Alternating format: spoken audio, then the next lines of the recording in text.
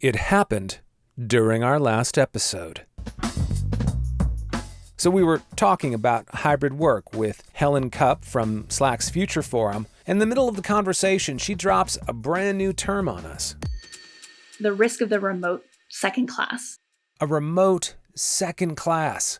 A whole category of workers who are treated worse than their colleagues who choose to go into the office. Now, we've talked about officeism in a previous episode, where remote workers face bias within their teams and are excluded from opportunities to collaborate and advance in the same way as their office compadres do. But a remote second class, that implies something way bigger. A new, systemic inequality, one possibly sanctioned by the employer who seeks to benefit by exploiting those who work away from the office. Now, if that sounds weirdly regressive, stop and consider. During the early days of the pandemic, when Mark Zuckerberg told the employees of Facebook that they could go fully remote if they wanted, it came with an asterisk, which was anyone who chose to move to a state with a lower cost of living than San Francisco would have to take a pay cut. Now, do you need more proof? Well, fine. Listen to this comment from Jack Kelly, founder of WeCruiter, senior contributor to Forbes, and a future guest on this podcast. There was a study from SHRM, the largest HR group. They surveyed managers and workers, and the managers, and I can't believe they put this out because it's not complimentary, that the managers basically say, and I'm not exaggerating, oh, we forget about the remote workers. So, the remote second class. Looks like Helen Cupp might be right, and this could be a thing. And to discuss what we do about it, we've brought on Anita Wooley. She's an associate professor of organizational behavior and theory at Carnegie Mellon University's Tepper School of Business. Anita joins us at the Nexus. I would love to start by hearing from you what, to your mind, a remote second class happens to be.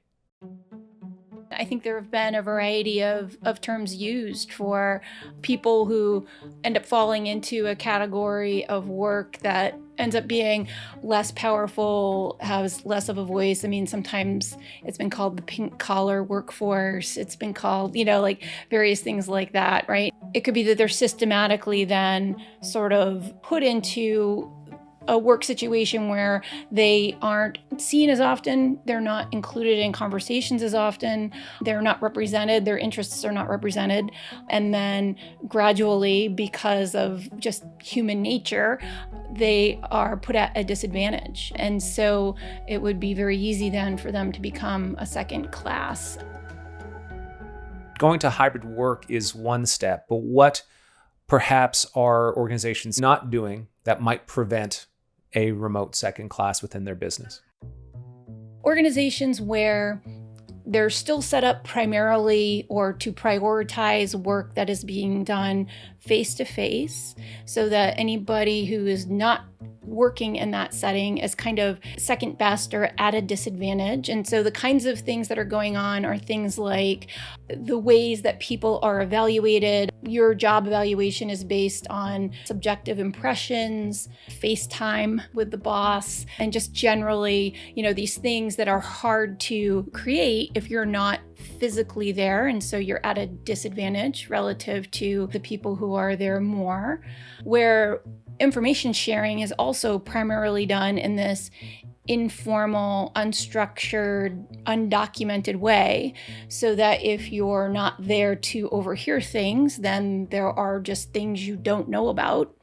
And then decision making is also done in a less sort of structured, systematic, transparent way.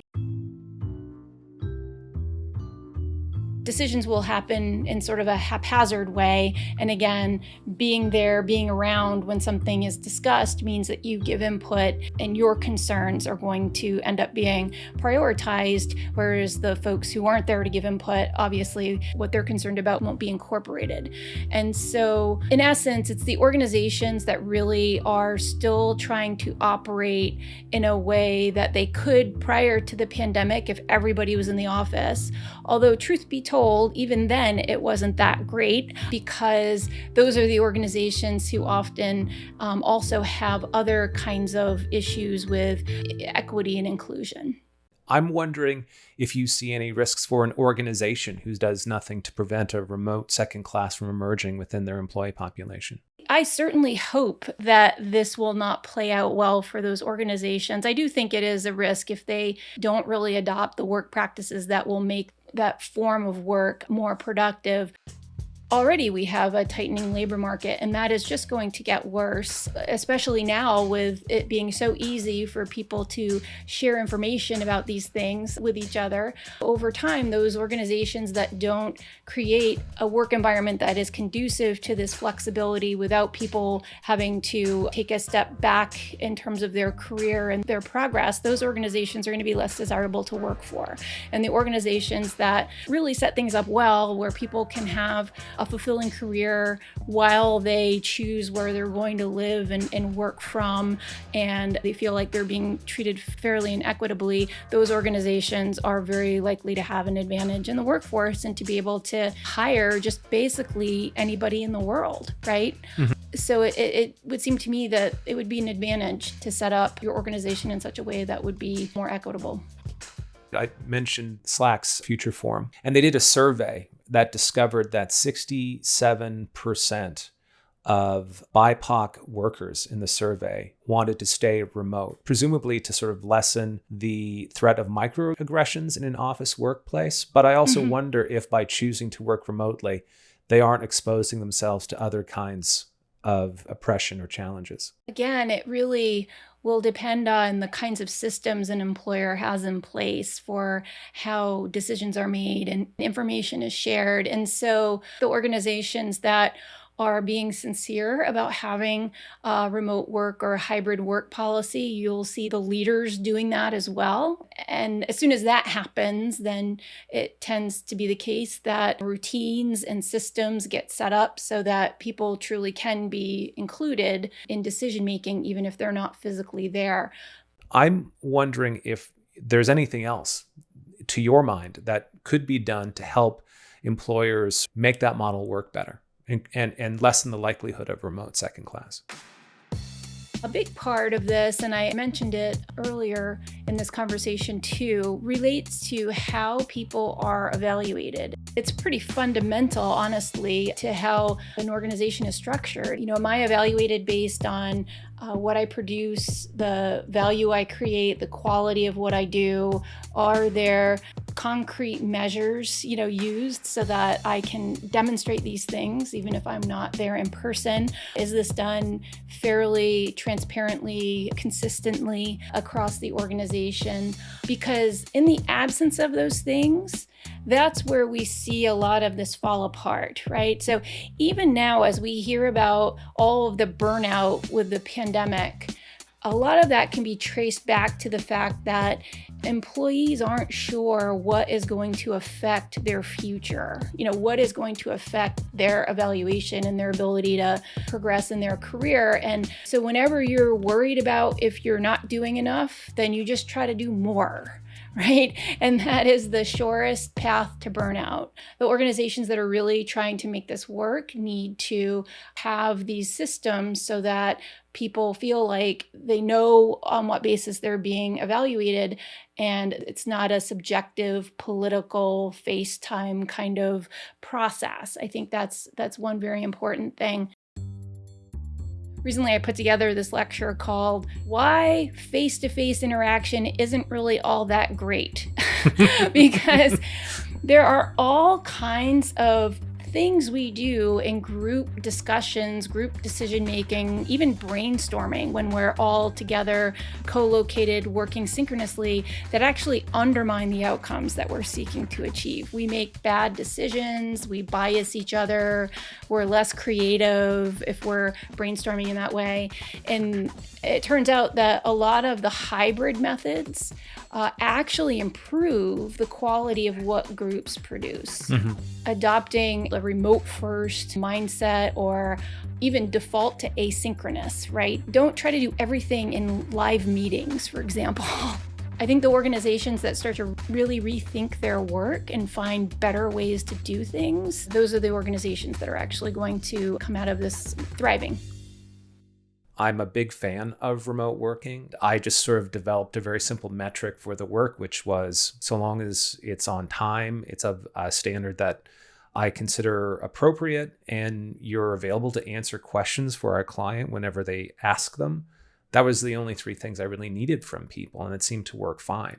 We've known, I think, in psychology for a while that one thing that breeds loyalty, whether you're talking about an employee or a customer or in many other contexts, is, if I feel like you care about my needs, you are taking care of me, that I'm important to you, then I will be more loyal to you.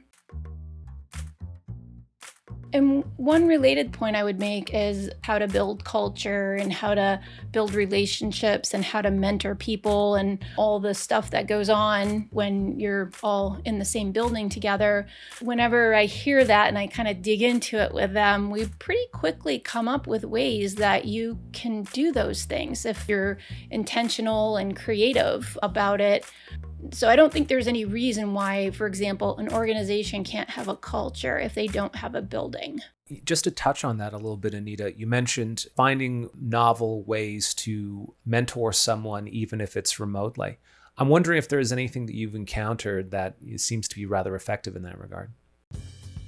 One of the benefits of having kind of a hybrid or remote environment is employees could presumably have access to then a wide variety of mentors, right? Because it would be a matter of connecting with anyone else who has access to the same, whatever communications platform.